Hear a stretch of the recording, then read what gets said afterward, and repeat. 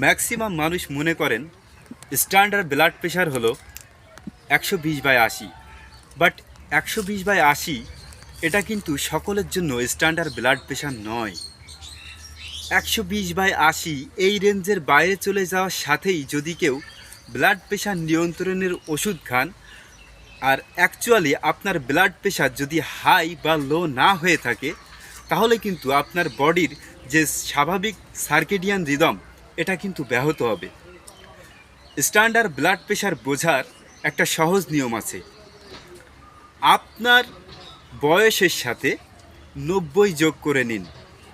90 যোগ করলে যে সংখ্যাটা দাঁড়াবে ওটা হলো আপনার উপরের ব্লাড প্রেশার সংখ্যা। অর্থাৎ ধরুন আপনার বয়স 50, এর সাথে যদি 90 যোগ করেন তাহলে হবে হলো 140। এই 140 হলো আপনার সিস্টোলিক বা উপরের স্ট্যান্ডার্ড ব্লাড প্রেশার সংখ্যা। এই উপরের ব্লাড প্রেশারের সংখ্যার সাথে 50 বা 40 বিয়োগ করবেন।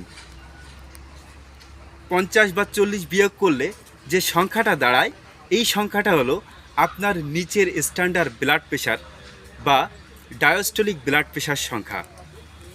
এই রেঞ্জের ভিতরে যদি আপনার ব্লাড প্রেশার থাকে তাহলে আপনি স্বাভাবিক আছেন, অর্থাৎ আপনার ব্লাড প্রেশার স্বাভাবিক আছে। আর এই রেঞ্জের বাইরে চলে গেলে তখন আপনি ব্লাড প্রেশার নিয়ন্ত্রণের ওষুধ খেতে পারেন। তবে সারাদিন কিন্তু ব্লাড প্রেশার একই জায়গায় অবস্থান করে না। ব্লাড প্রেশার কিন্তু একটা সার্কিটিং সিস্টেমের মতো চলে।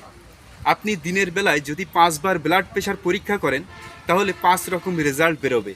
তবে এই রেঞ্জের ভিতরে যদি থাকে তাহলে আপনার ব্লাড প্রেশার ঠিক আছে। এবং সকালের ব্লাড প্রেশার অবশ্যই রাত্রের ব্লাড প্রেশারের চেয়ে বেশি হইতে হবে।